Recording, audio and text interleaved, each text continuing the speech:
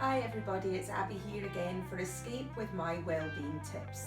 And today we're going to concentrate on sleep. I think sometimes we think of sleep as just something that we have to do every night, and we don't really give it a thought to why we sleep and how we sleep and why it's so important. So we're going to cover today the things I've just said, and then I'm going to give you some tips on how to try and get your sleep back on track. We often find that in times of anxiety, in times of stress, the first thing to go is our sleep. So what do we do? What can we do to affect it and get it back on track? And I think then if you can feel you've got some tips, then you can feel that you're doing something and it doesn't make you feel quite so helpless. So first of all, why do we sleep? And sleeping is really, really important. I mean, you look at how much mammals sleep. Your dog probably sleeps the majority of the day and night. You look at animals that hibernate. So we know for mammals, and we are mammals, that sleep is so important. And it does two things. There's different levels of sleep. So we can have a sort of wakeful sleep, REM sleep, which means that we're dreaming, and then we have a really deep sleep. And in the deep sleep, what we're doing is we're repairing our body. It's absolutely amazing, and I love it. So fascinating that when we sleep, our fluid in our spinal cord, so the spinal fluid, actually goes into our brain and floods it, and it clears away the debris in our brain. Our brain actually expands, the space between neurons expands, and it floods it, and it clears away. I don't know if you've heard of amyloid plaques, but it's linked with an increase in Alzheimer's, and it actually clears them away every day. So making sure we get these really good deep sleep is going to clear our brain. And it's also starts to regenerate and repair cells in the body. So all these rogue cells that we don't want, and we don't want them growing into anything, we can clear them away with sleep. It also clears out your gut, which is amazing. So there's this movement through your gut when you're sleeping where everything's getting moved along. Cells are being shed. Things we don't need in our body are being cleaned out, and they're being shed from our body. So that's the deep sleep. And in our REM sleep, where we dream, that's when we're starting to make memories. So we're taking things sometimes from our subconscious into our conscious so we can problem solve.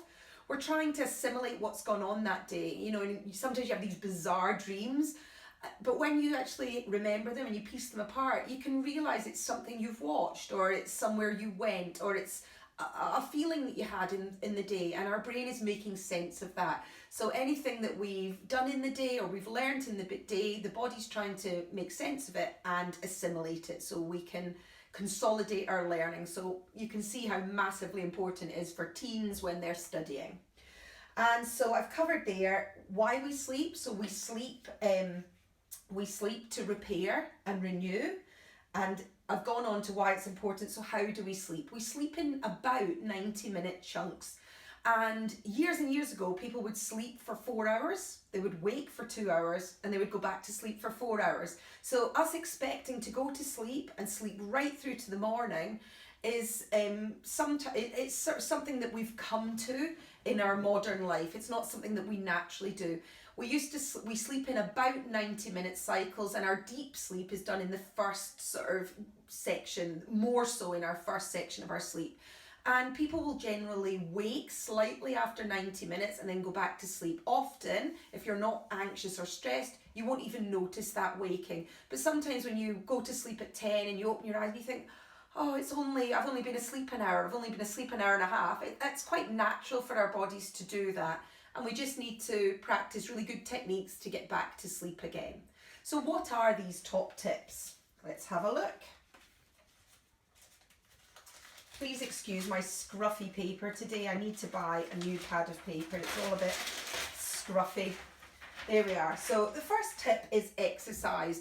The body will prioritize deep sleep when you've done exercise that day. Not too close to bedtime, or the adrenaline will be pumping around your body, but in the daytime. So preferably before lunch, doing something that gets your heart rate up. And there's loads of great things on YouTube that you can give a go, whether it's dancing or sometimes even doing the gardening or the housework, but trying to do it in a way that you get your heart rate up. Once your muscles have been used, the body will prioritize deep sleep to repair those muscles. So exercise is a really great way to tire yourself out and get yourself ready for sleep. Temperature is also really important. Before the time of central heating and bright lighting, we slept when it was dark, and so the body wants a dark, cool bedroom. You know, in caves, in the time of cavemen in caves, you went to sleep when you were cold, so you'd get into sleep. And two ways to really affect our core temperature is to have a really hot bath. That sounds bizarre, but what happens is your body will try to get rid of the heat, so it will take the heat in the blood vessels to the top of the skin, and then it lower your core temperature. If you don't want to have a bath, put some socks on before you go to sleep. Really heat those feet up. Blood will flow to the feet and it will cool down your core temperature. Caffeine and alcohol. I'm sorry to be the bearer of bad news, but caffeine has got a half-life, which means it's still half of it in your system 6 to 8 hours later. So try to keep your caffeine to before lunchtime. And the same with alcohol. When you see countries like France and Italy and they have a glass of wine with their late lunch, their long late lunch, and then they have a nap.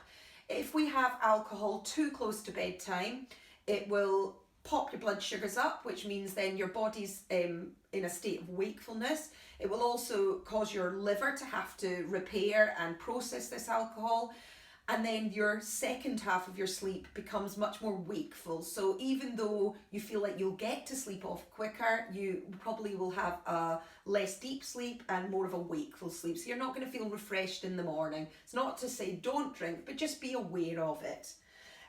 Routine. We all love routine. We are creatures of habit. So if you can stick to a similar bedtime and morning wakefulness, even at the weekend, try not to push it longer than half an hour. So if in the week you wake at 7:30, 8 o'clock is probably the latest you want to stay in bed at the weekend.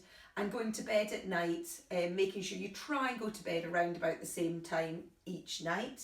And the last thing is screens. The blue light in our screens can trick our body into thinking it's still daytime, and it can keep us awake. So turning off your screens an hour before bed, and that gives you the chance to have that really nice bedtime routine. So you might want to have a bath to affect your core temperature. You might want to do some reading. Studies have shown only 6 minutes of reading helps us get to sleep. And there's loads of storytime apps out there, although you don't necessarily want your screen in your bedroom with you. You could put it onto airplane mode. You could put it, switch it off completely when you go to sleep. And you can also put, I think, night mode on, which means the blue light is not as prevalent on your screen. So these are my top tips. So exercise early in the morning and have your caffeine early in the morning.